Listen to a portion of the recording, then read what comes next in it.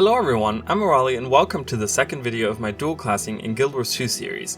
If you haven't watched the first video in which I explain the thought process behind this, I highly recommend that you do that before continuing on. All caught up now? Good. So today I want to start talking about the classes, and more specifically the warrior and how each of the warrior's elite specializations fit this idea of dual classing. I think the warrior specs in particular were somewhat hard to place, so I had to get a little creative, but I think you'll enjoy it nonetheless. With all that out of the way, let's get right into it. So, the first elite specialization the warrior received was the Berserker for the Heart of Thorns expansion. Now in the first expansion, there wasn't a lot of lore tied to the location or story of the elite specializations, which was changed in later expansions. On the surface though, the Berserker just seems like a warrior plus. Specifically, the mechanic somewhat functions to improve the original adrenaline mechanic that the warrior has, but when taking a closer look at some of the skills, names, and animations tied to elite specialization, we can see some interesting elements arise. Pun intended. Yes, for the Berserker, the dual class that I think we can see here is a warrior/elementalist. So why is that exactly? Well, let's take a closer look at the Berserker. First off, let's talk about the weapon. The Berserker receives a torch as an offhand weapon. Now, this weapon isn't something that elementalists can wield in-game, but theme-wise, what does a torch represent? Well, fire, of course. Although the warrior already has a lot of skills tied to fire, it seems having a torch just intensifies the idea of the warrior using flames to battle his opponents. Not only can the Berserker use the torch to set his opponents on fire, but also create a mobile fire field. Now, an elementalist doesn't just deal with one element though, they use four. But we aren't talking about a pure elementalist, but someone that just dips their toes into the power of the elements, so to say. So it wouldn't be too far-fetched to think that someone that uses elementalist as its secondary profession could only master two elements at the same time. Yes, fire isn't the only element that we can see being used here. Looking at the skill Bladesworn and reading its description, we can see another element. The skill description is as follows: smash your torch into the ground, creating a deadly shockwave that conditions foes. The animation as well is very eccentric in that we have rock spikes that shoot out of the ground when the skill is used. This represents our second element, the earth element. Well, I doubt that's enough to sway anyone's mind, so let's move on to the next point, the mechanic. So for the mechanic, the Berserker gets the Berserk mode, and primal bursts replace the regular burst skills while in Berserk mode. Again, this doesn't scream elementalist at first, but if you look at a lot of the primal bursts, you will find that fire was once again added in abundance. The primal burst for longbow, where the original already had fire, is even more fiery now. The rifle gets a flaming shot, the sword shoots out fireballs, the harpoon gun shoots out burning shackles, and the spear creates a fire whirl that burns foes. But yet again, looking at the primal burst, we can see that earth also plays a role here. The primal burst for the hammer actually has you create shockwaves of rocks around you. Now, let's look at the skills that the warrior gets in the Berserker specialization. For the healing, utility, and elite skills, the Berserker uses the rage skills. Once again, on the surface, these aren't skills an elementalist can use, but specifically the shattering blow utility skill does involve a huge rock you summon from below your feet that you shatter to attack your foes. It's a cool animation and definitely showcases how a brutal warrior would utilize the earth element in an offensive way. So, let's talk about the general theme of the elite specialization. Berserker isn't something that says, hey, I'm an elementalist secondary, and its description actually states that they channel their inner primal bloodlust to unleash their rage. It also compares the Berserker's reckless flame usage to the more magical and purging use of fire of the Guardians. So I'd say that theme-wise it doesn't fit the elementalist at all, but when looking at concept art, there's a lot of earth and rock type art rather than even just fire that we can see. While the concept of Berserker itself doesn't scream elementalist, the idea of using fire and earth are definitely there.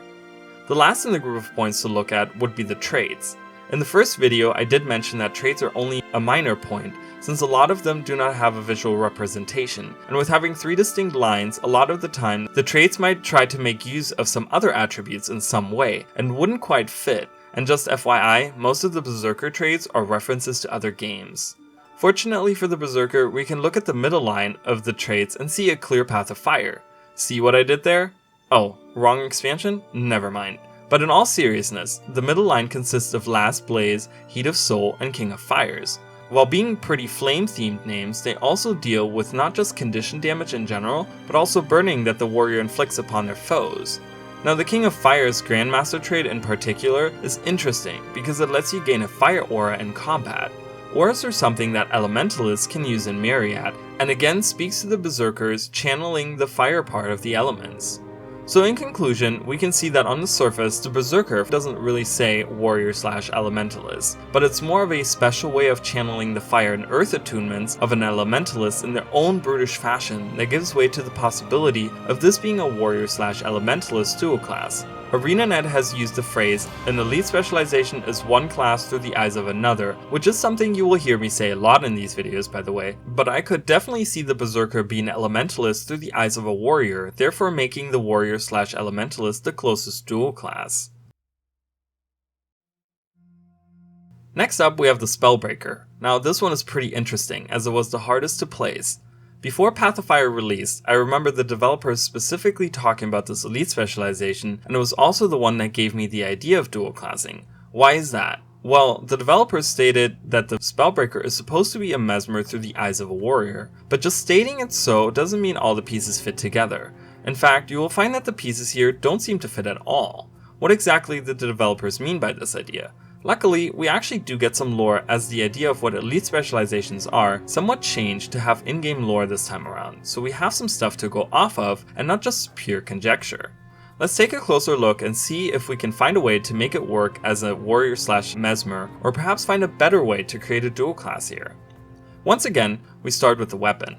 The Spellbreaker is special in that case, because it is the only elite specialization that ever got two weapons at once, and those are the dual-wielding daggers. In their description, it is talked about how the daggers are supposed to be the old spears of the Sun Spears, and when Joko took over, they broke off the tips and used them as daggers. While this sounds pretty cool, it doesn't really help the case of it being a warrior/mesmer, because core mesmers cannot wield daggers.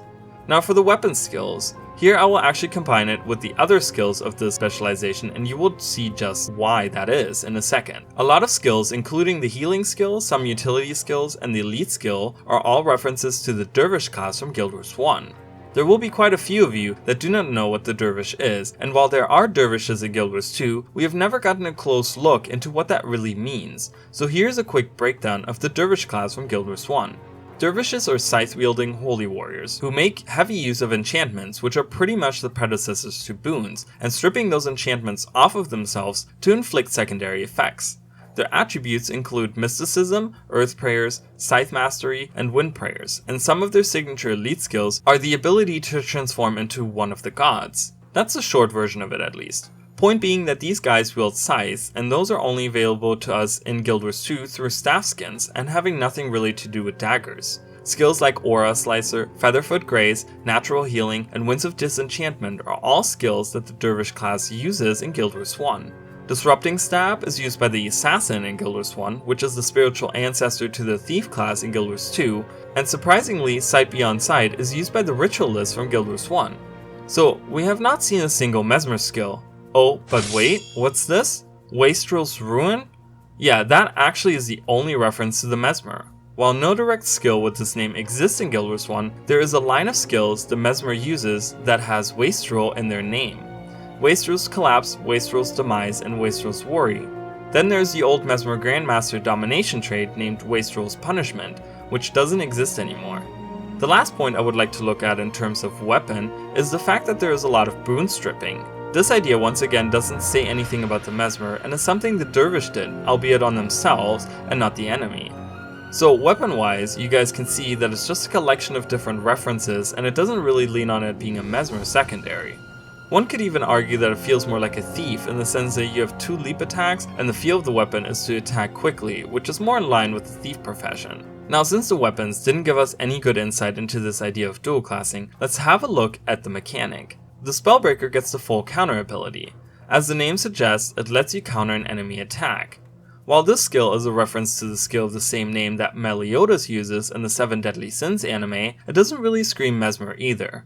Although the idea of interrupting a foe and countering damage back at them is two concepts the Mesmer uses very heavily in Guild Wars 1. I believe this is where the developers got the idea of it being a Mesmer came from. In Guild Wars 1, Mesmers were infamous because they were masters of interruption, which is a very punishing mechanic for an enemy in that game. I remember many a times where my group died to mass interruption by an enemy Mesmer. So interruption seems to be one of the keys here. Looking back at the Mesmer from Guild Wars 1, we also have the idea of punishing the enemy for attacking. It's not quite a counter, but we do have skills like Empathy, which deals damage to the enemy whenever they attack, and Backfire, which deals damage whenever the enemy uses a spell. While this might support part of the connection with the mechanic, I do believe that both of those skills saw their iteration in the second game with the way that Confusion works in Guild Wars 2, where enemies get punished for using a skill. So unfortunately, with the mechanic, we also didn't get a proper idea of a dual classing. I do not think that full counter feels like an ability the other classes use. We have already talked about most of the skills the Spellbreaker gets, but let's talk about the actual type of skills. The Spellbreaker gets the meditation skills for the healing, utility, and elite skills. Meditation skills are only available, beside the Spellbreaker of course, to the Guardian. So what about a Warrior/Guardian dual class? The Guardian is more of a defensive, heavy armored class that also has access to some magic and a lot of fire. While we do not see the fire represented here, the idea of meditation skills and the idea that the Spellbreaker is a more focused fighter that deals with breaking the very weave of magic could be considered a step away from the brutish warrior idea and gets closer to the idea of a guardian that understands the weave of magic more so.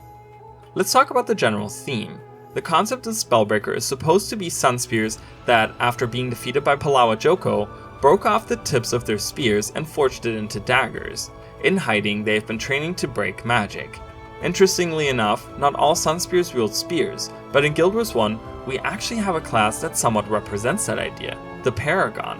Once again, and I'm sorry I keep having to do this, let's talk about the Paragon from Guild Wars 1. The Paragon is a battle commander who wields a shield and throwing spears, and uses verbal commands to temporarily boost allies and cleanse hexes and conditions off of them. The available attributes for the Paragon are leadership, command, motivation, and spear mastery. So what makes the Paragon so interesting? Well, the whole class is designed with a white and gold color scheme in mind, and they get illusory gold wings when using certain skills, which is very reminiscent of the gold theme of the Spellbreaker. They also use what would later become shouts, but those were already available to the warrior in both Guild Wars 1 and 2. The problem with this whole idea is that we definitely do not have the Paragon in Guild Wars 2. Yet again, we are facing the problem that these are callbacks to the first game rather than integrating a class from the second game, but I would like to point out that using double daggers and going into hiding is something that speaks to the Thief class more than any other, I think. Last point for the Spellbreaker are the traits, and trust me when I say this is just as disappointing to look at than the rest when trying to match a dual class. While most traits are not references to other classes, some traits have names that carried over from the first game. Now, which class outside of the warrior do you think is represented here? You've guessed it, Dervish. There are two names associated with the Dervish here, those being Attacker's Insight, which was a Dervish flash enchantment in Guild Wars 1, and Enchantment Collapse, which wasn't usable by players but was used by an enemy that was a Dervish. The other references are to the warrior from Guild Wars 1. In terms of usability and purpose, the traits lean even heavier into stripping boons, which is something that the Mesmer can do, but isn't exclusive to them and is actually something that a lot of different classes can do, so no clear dual class seems to be apparent here. Overall, I think the Spellbreaker is more of a hodgepodge of different skills, both from Guild Wars 1 and 2, and serves more as a callback as much as the Revenant is, where most characters the Revenant channels are from Guild Wars 1. I think to truly even see a specific dual classing type, you would have to look at it from different angles. There is some that could say that this is a warrior/mesmer with the way that boon stripping and interruption works, or someone might say it's more of a warrior/thief with how quickly you attack while slowing your enemies with your skills, or perhaps a warrior/guardian with the way that some of the abilities appear to be more on the defensive and magical side of things. Let me know down below what you think fits best here, or maybe you have a better match. I would love to hear what you guys think. And finally we have the Bladesworn. This one was extremely easy to place, and we see that a lot with the End of Dragons expansion, as a lot of those elite specializations seem to really be inspired by the dual classing idea. I think the Bladesworn is actually a great poster child for this entire concept, since it takes the most simple of two base forms and mashes them together. So what do I think this dual class could be? Well, you probably have already guessed it, but the Bladesworn is a warrior/engineer dual class. It combines the idea of a greatsword wielding warrior with the technological brain of an engineer. There's also a ton of explosions and the like included here, and even most of the skills hold up with our theory. But I'm getting ahead of myself, so let's get into the Bladesworn. For the weapon, the Bladesworn receives the offhand pistol. Not much could be said about the weapon, as it is something that is available to a lot of different classes, but it does speak to the idea of the warrior leaning more into a technical viewpoint of battle rather than a brutish one. The abilities are pretty standard, but looking specifically at the Dragon's Roar skill, we can see that this counts as an explosion. That is interesting for a specific reason, but we will talk about that later on. For now, I'll say that the pistol is more of a supporting point when looking at the others when it comes to the idea of an engineer's secondary profession. Next up is the mechanic, and this is pretty much the bread and butter of the Bladesworn as an elite specialization. The mechanic is that instead of burst skills, we get access to the gun saber, which is a greatsword combined with a gun, and instead of adrenaline, we have the flow mechanic. Now, I will say that the flow mechanic doesn't add anything to our warrior/engineer idea, and only serves to highlight the design that the Bladesworn is also, similar to the Spellbreaker, a more focused spec. The concept stems from the idea of sword battle and how the sword fighters enter a sort of trance when fighting to their fullest. None of that means much for us though. On the other hand, the gun saber is the epiphany of what the Bladesworn truly is. The combination of a brutish greatsword with a more advanced gun is perfect for a warrior/engineer dual class. It shows how the warrior adapts to the technological advances that guns mean in a world that's full of magic. When looking at the actual skills of the gun saber, we can see some more interesting connections. Blooming Fire is a slash followed by firing a grenade. Grenades are available exclusively to the engineer base class. Break Step is also a great supporting pillar for this theory, as it is similar to the gadget skill Rocket Boots the engineer has. Of course, most of the gunsaber skills are once again explosions, which I just want to point out here since we will talk about those later on. So, with the main mechanic being a great example of our warrior/engineer dual class, let's see if other skills hold up as well. Well, I'm here to tell you that they most certainly do. The Bladesworn gets access to the armament skills for their healing, utility, and elite skills. These are exclusive to the Bladesworn, but don't let that deceive you. The name doesn't mean much here, so let's go through some of them. First off is the healing skill, Combat Stimulant, which lets you enter stim state and heals you when this state expires. Stims are used in other games like Call of Duty, which enhance your combat abilities. You inject those into your body to increase your running speed or your regenerative power. Seems like the Bladesworn learned a thing or two from the hundreds of times I failed at Warzone. At least someone got something out of it. Then we have skills like Overcharged Cartridges, Electric Fence, and Dragon Spike Mine, which all function like gadget skills from the engineer, which, if you remember, the Rocket Boots are part of as well.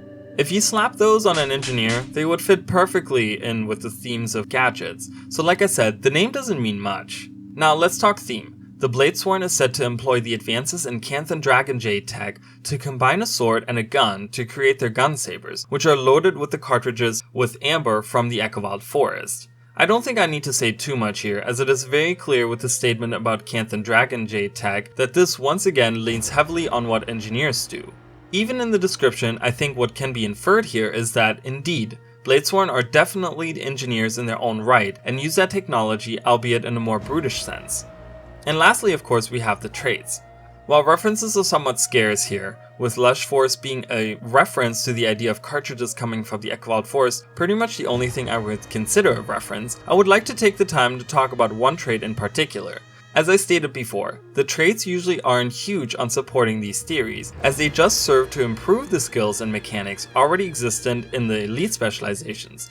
But with the Grandmaster minor trait, Guns and Glory, we have a great connection with the engineer once again. I earlier mentioned explosives. While this trait is triggered when explosives are used, I would like to point out that explosives are something we see in myriad in this whole spec. They are available on not just the weapon skills of the pistol and gun saber, but the the armament skills as well. It's almost a staple of the spec to have explosions. And what other class can use explosions exclusively? Well, the engineer obviously. Not only do they have a huge array of skills that are explosions, but there's an entire trade line dedicated to them, named explosives. So while there is only one trait that could be considered inspiration stemming from the engineer, I think overall it does serve to support the original theory a lot. Well, there you have the Bladesworn, which was most definitely the easiest to place, and like I said before, a lot of elite specializations from End of Dragons will do that. It is certainly something that makes the Bladesworn more interesting to me, as I look at it from a different perspective when considering my more brawly warrior decided to finally use his brain a little more and invent a cool weapon among other devices and stepped away from just bashing in enemy heads.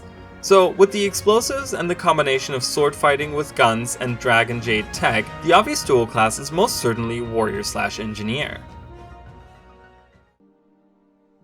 That is pretty much it for the warrior in the sense of dual classing. I hope you guys enjoyed this take on what the elite specs mean for the warrior in terms of being a dual class. Which one do you agree with the most? Which one do you think I was way off on? Or perhaps you have your own idea as to some cool dual classing for the warrior. Make sure to let me know down below. I'm excited to share the ideas I have for the other 8 classes as well, so make sure you subscribe to the channel if you are interested in seeing that. Thank you so much for watching, and I will see you all in the next video.